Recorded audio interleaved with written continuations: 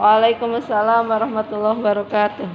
Alhamdulillahirabbil alamin wa bihi nasta'inu ala umurid dunya waddin wassalatu wassalamu ala asyrafil anbiya'i wal mursalin wa ala alihi wa sahbihi ajmain, amma ba'du. Yang saya hormati Bapak Ibu Dewan Juri, para hadirin yang dirahmati Allah Subhanahu wa taala, serta teman-teman yang saya sayangi dan banggakan. Pertama-tama, marilah kita panjatkan puji dan syukur kehadirat Allah Subhanahu wa taala atas segala berkat dan rahmatnya. Kita diberikan kesempatan untuk berkumpul dalam keadaan sehat walafiat. Salawat serta salam tak lupa kita curah limpahkan kepada Nabi besar kita, Habibana wa Nabiyana Muhammad Sallallahu alaihi wasallam, sang pemberi syafaat di hari kiamat kelak. Sebelumnya, perkenalkan, nama saya Firunisa Ragojana dari SMPN 1 Padalarang. Teman-teman, di era pandemi ini, pasti anak-anak seusia kita sudah mempunyai handphone sendiri, betul tidak? Betul. Apalagi keadaan yang mengharuskan kita untuk melakukan kegiatan secara online. Contohnya, sekolah online, belajar online, belanja juga online, semuanya serba online. Tapi selain itu, kalau lagi bosan, pasti kita sering main media sosial. Main Facebook, Instagram, WA, YouTube, Twitter, dan sebagainya. Nah, kalau di media sosial itu pasti suka ada berita atau kiriman yang masuk ke akun kita ya. Kalau ada berita gitu, kalian biarin aja, langsung share ke orang lain atau disaring dulu. Karena keadaan tersebut, saya akan menyampaikan pidato bertema saring dulu baru sharing. Apa itu saring dan sharing?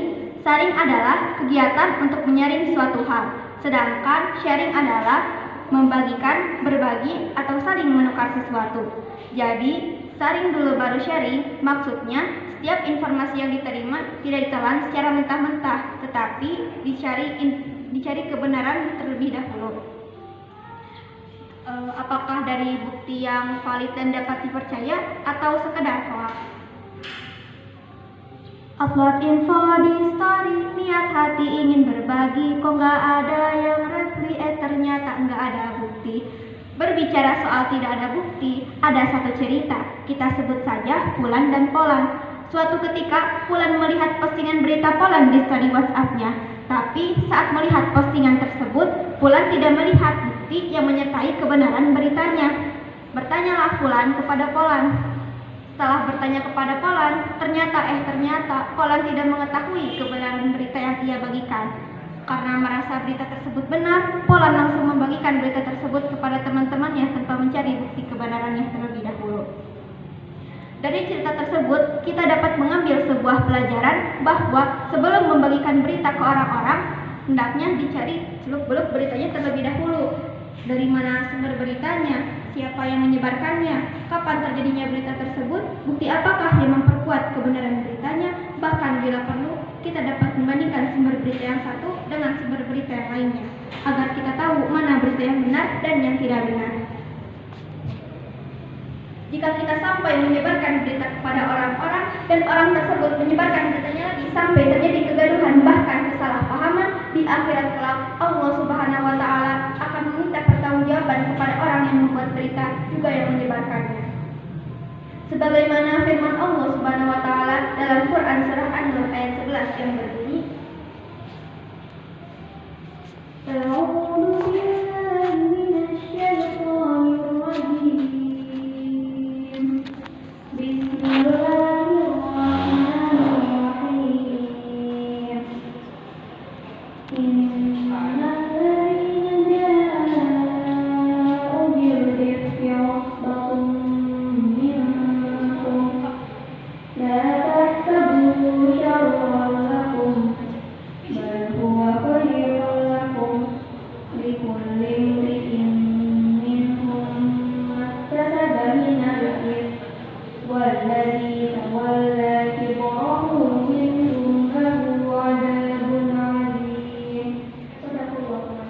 Yang artinya sesungguhnya orang yang menyebarkan berita bohong itu adalah golongan dari kamu juga. Janganlah kamu merasa berita itu buruk bagi kamu, bahkan itu baik bagi kamu. Setiap orang dari mereka akan mendapat balasan dari dosa Dan barang siapa yang mengambil bagian terbesar dari dosa yang diperbuatnya, dia mendapat azab yang besar pula. Dalam ayat tersebut, Allah Subhanahu wa Ta'ala menjelaskan tentang golongan orang yang mendapatkan dosa dari menyebarkan berita bohong. Bahkan orang yang mengambil bagian terbesar dari dosanya, dia mendapat azab yang besar pula. Ibarat kata, sudah jatuh tertimpa tangga, sudah mendapatkan dosa, dapat azab yang besar pula. Untuk menghindari semua hal itu terjadi, ada beberapa cara untuk menyaring berita. Di antaranya, 1. Bertalayun. Yang kedua, berpikir kritis. Yang ketiga, menganalisis berita. Yang keempat, mencari kebenaran atau bukti berita.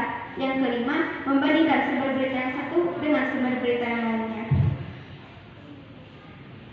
Teman-teman, jadi kesimpulan saring dulu baru sharing adalah sebelum membagikan berita ke orang-orang, hendaknya disaring terlebih dahulu. Jangan membagikan berita jika kita saja tidak tahu kebenaran beritanya. Demikian, mudah-mudahan dapat bermanfaat untuk kita semua. Sebelum itu, saya akan menyampaikan sedikit pantun terlebih dahulu. Upin Ipin pergi mengaji, pulang mengaji bawa rezeki. Saya pamit undur diri, semoga Allah merahmati. Wabillahi taufiq wal hidayah wal inayah. Wassalamualaikum warahmatullahi wabarakatuh. Waalaikumsalam warahmatullahi wabarakatuh.